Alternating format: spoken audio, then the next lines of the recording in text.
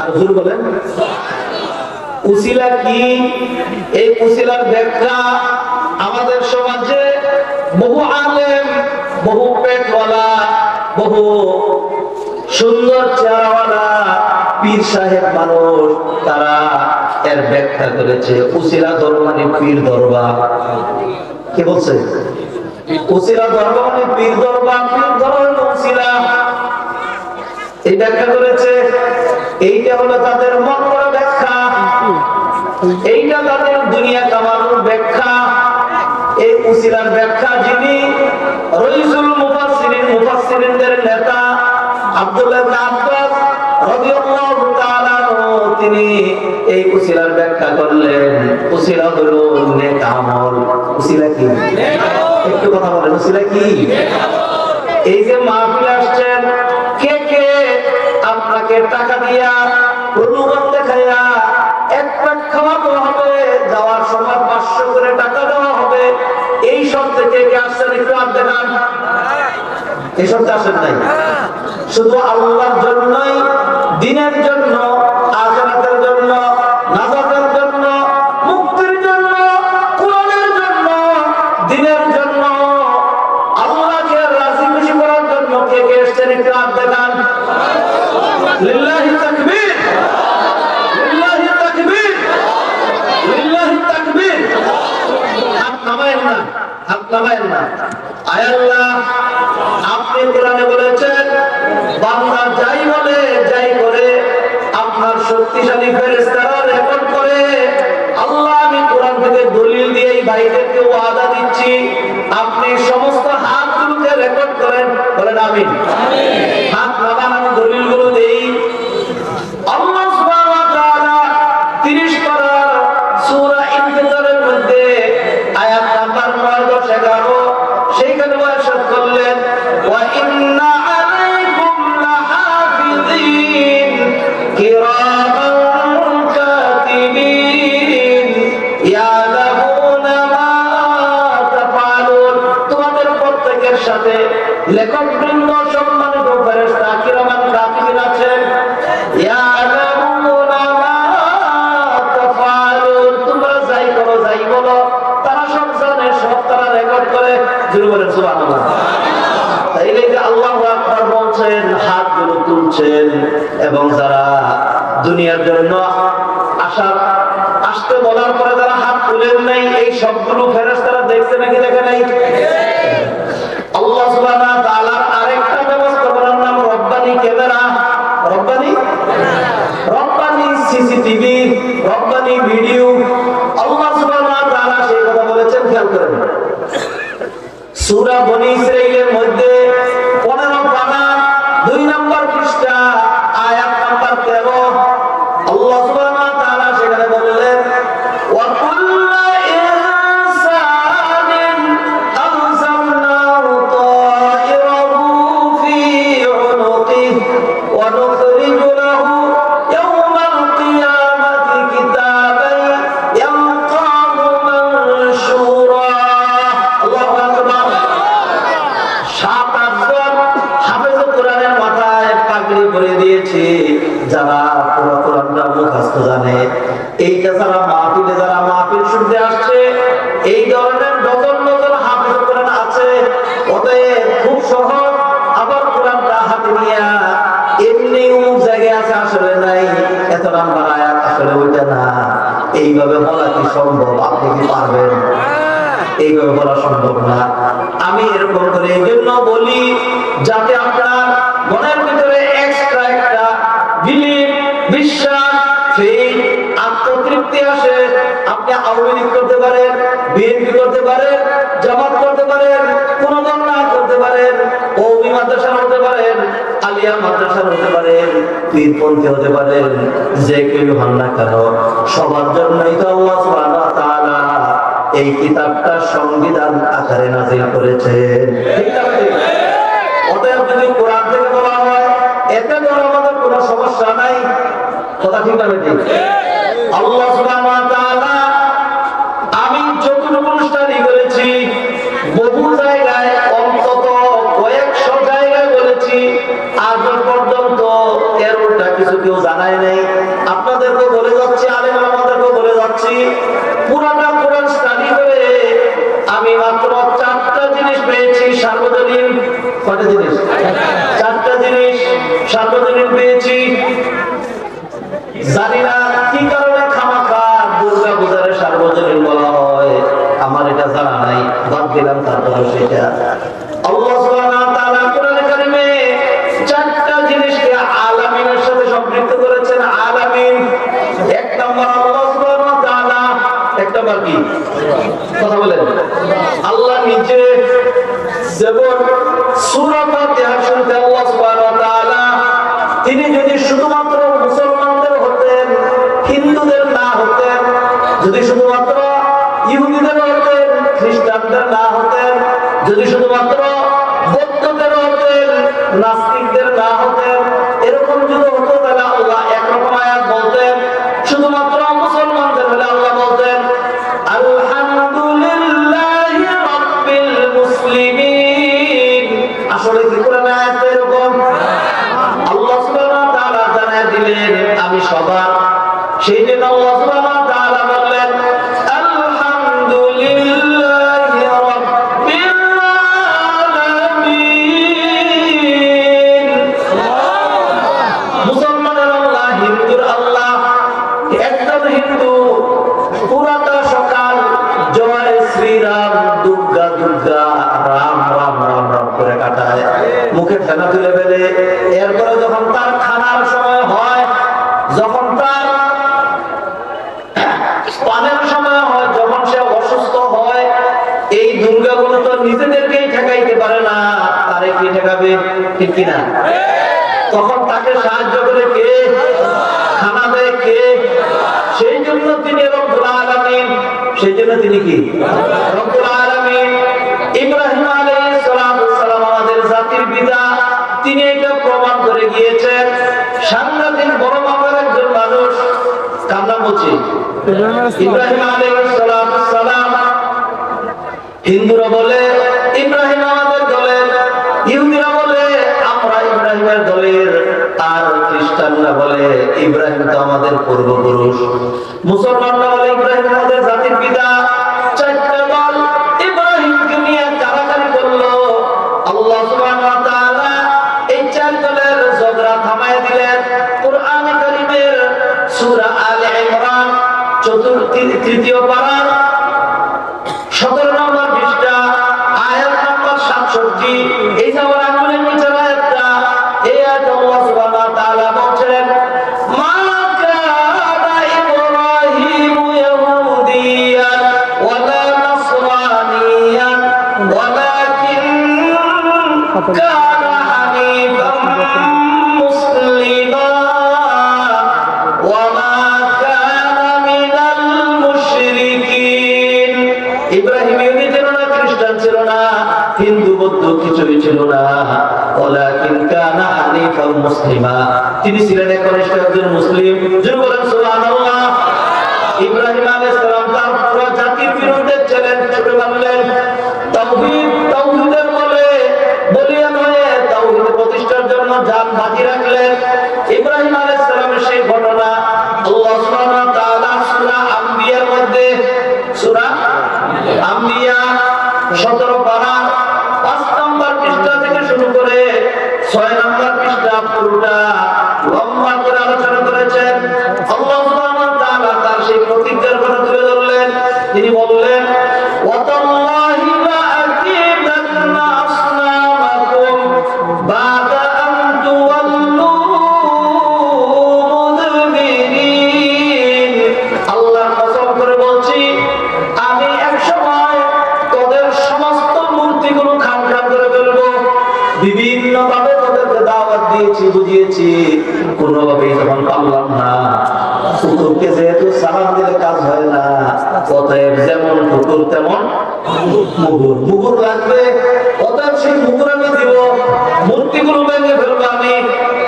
দেখি তোরা মূর্তি পূজা কিভাবে করিস, মূর্তি তোদেরকে কিভাবে বাঁচায়।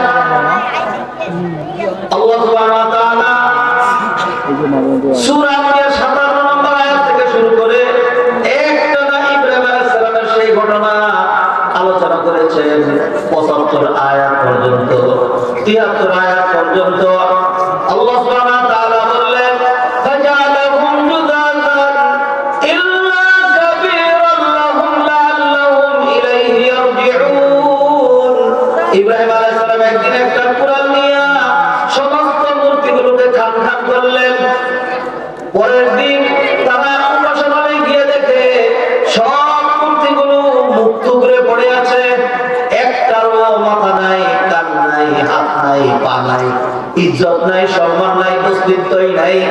শুধুমাত্র বড় ঠাকুরটা চোখ উল্টে দিয়া গাড়ির মধ্যে কুড়াল নিয়া লাঞ্ছনা আর বেইজ্জতির মালা পরে দাঁড়িয়ে আছে। দেখে তারা সবাই হতবাক। খেয়াল করে শুনবেন, হ্যাঁ? দেখে তারা হতবাক। এইবার আলোচনা করলো কে তোরা এই কাজ করেছিস? সবাই বলল লাতের কসম, মানাতের কসম, দুর্গার কসম, রামের কসম, কালীর কসম, জীবনে আমরা এই কাজ করি নাই। আমাদের নিজেদের মাবুদ আমরা কেমনে এটা করি? বলে তাই কে এটা করতে পারে? قالوا سمعنا قالوا من فعل هذا بآلهتنا إنه لمن الظالمين قالوا سمعنا فتى يذكرهم يقال له إبراهيم। একটা যুবকের নাম শুনেছি, তার নাম ইব্রাহিম।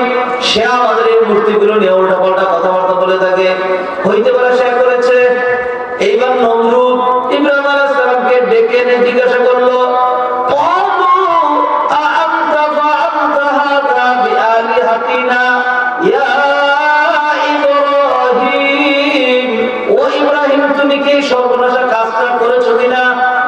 ইব্রাহিম আলাইহিস সালাম ডাইরেক্ট হ্যাঁ অথবা না এইটা বলে জবাব দিলেন না।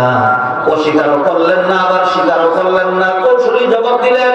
তিনি বললেন বুকার রাজ্যে তোমরা বাস করো, আলামতের চিহ্ন তো এখানে স্পষ্টই আছে।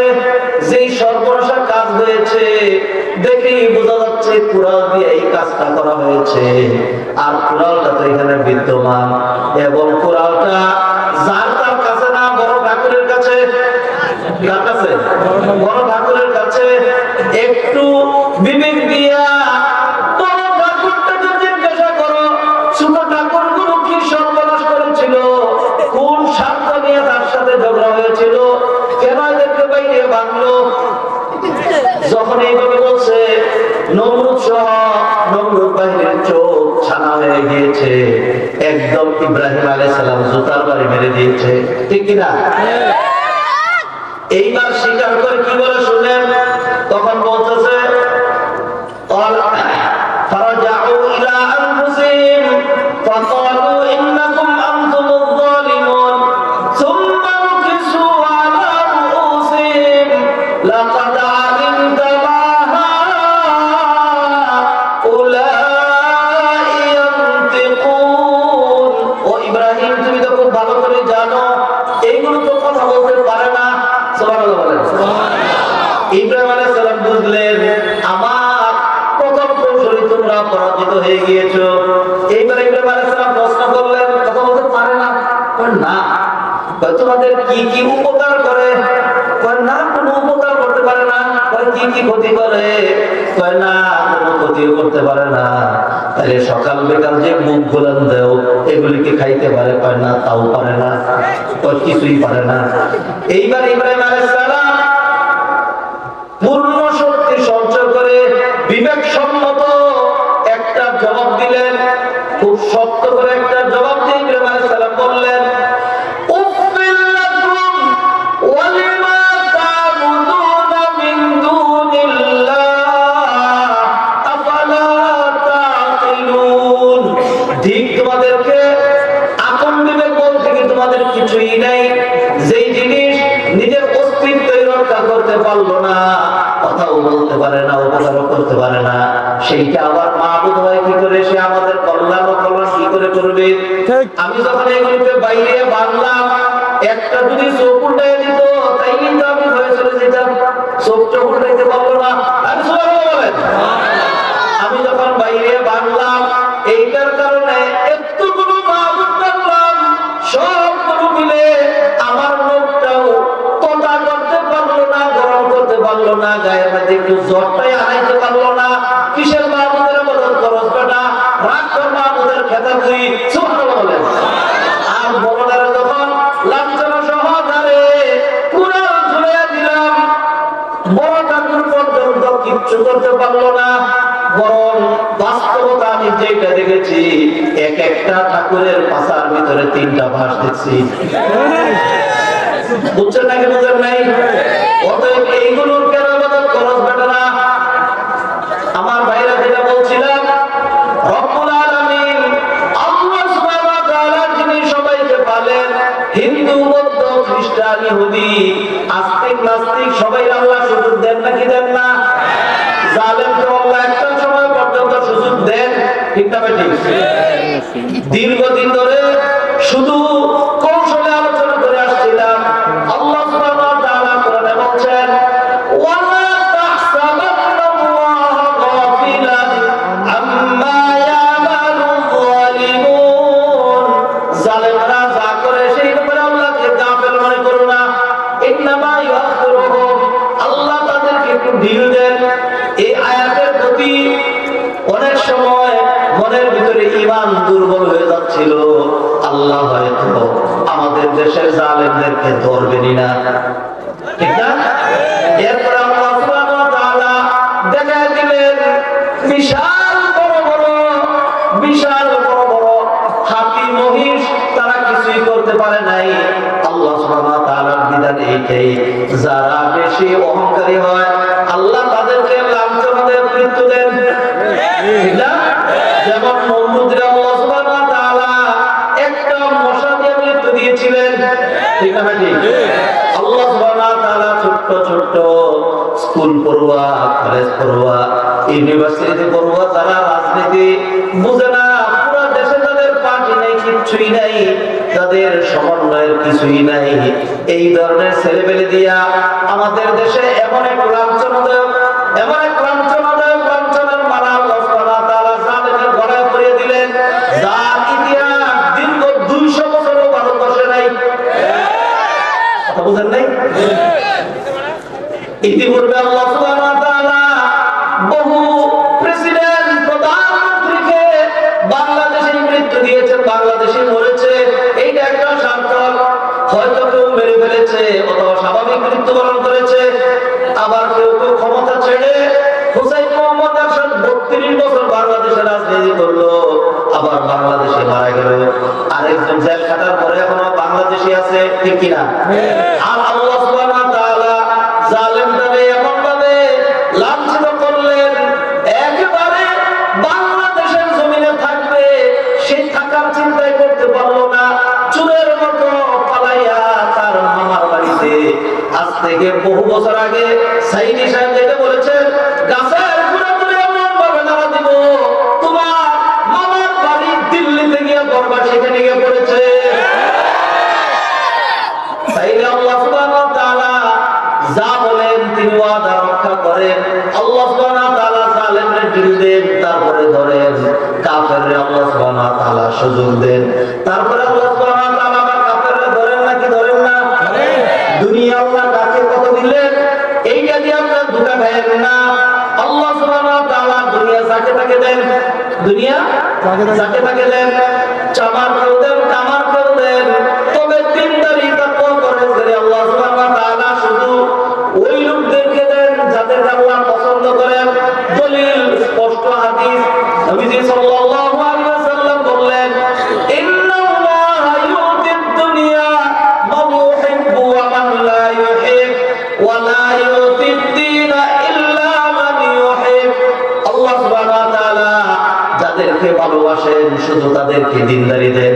অতএব এটা প্রমাণিত হলো, এই যে দ্বীনের মাহফিলে, তাফসীরুল কোরআন মাহফিলে, জান্নাতের এই বাগানে কোরআনের আলোচনা যারা আসতে পেরেছেন, জানি না সমাজের মানুষ কে কিভাবে মূল্যায়ন করলো। সমাজে আপনার দুনিয়াবী অবস্থানকে আমার জানা দরকার নাই, আপনি শিক্ষিত কি অশিক্ষিত তাও জানা দরকার নাই, কিন্তু নবীজি সাল্লাল্লাহু আলাইহি ওয়াসাল্লাম যেইভাবে বর্ণনা দিলেন, এই বর্ণনা অনুযায়ী অত্র এলাকার মধ্যে আল্লাহ সুবহানাহু ওয়া তাআলা যাদেরকে ভালোবাসেন তাদেরকেই ধরে ধরে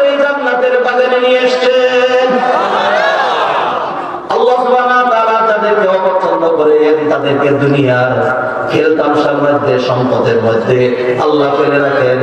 কেন আল্লাহ ফেলে রাখেন?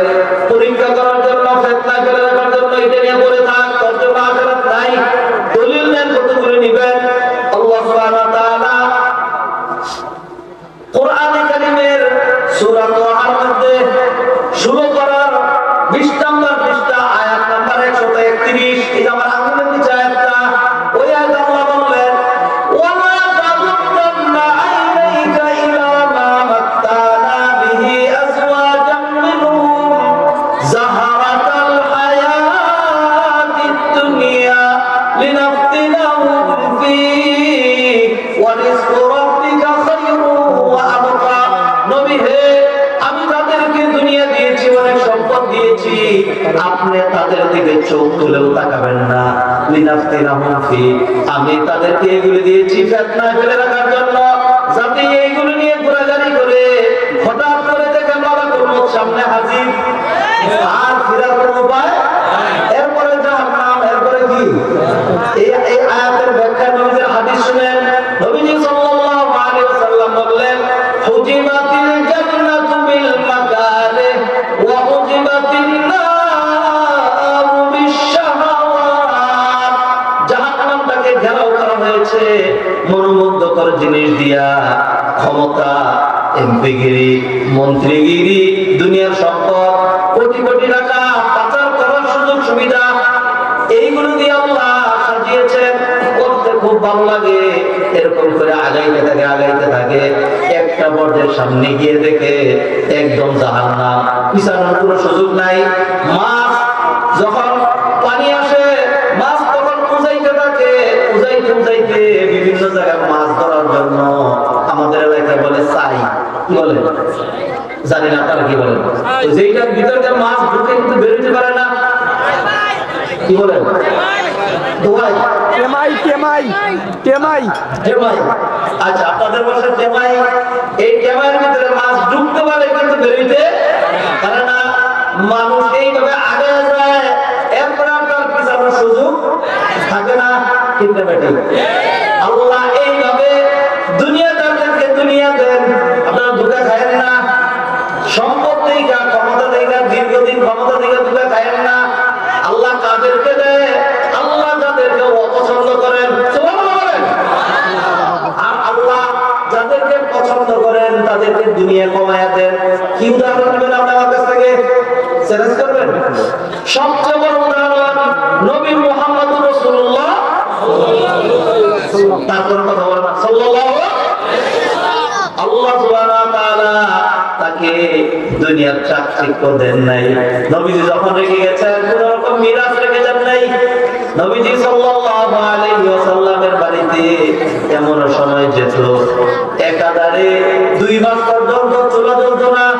ওই কিচ্ছা কাহিনীতে না যাই, কিচ্ছা নাই গেলে হাদিস, একটা হাদিস যেটা তামিরুল মিল্লাত মাদ্রাসায় কামিল ক্লাসে আমি নিজে পড়িয়েছি, খুব দৃষ্টি আকর্ষণ করেছে আমার। যাদের এটা কিতাবুল মাগাজির মধ্যে, বুখারী সাহিহের মধ্যে রয়েছে, যাদের মধ্যে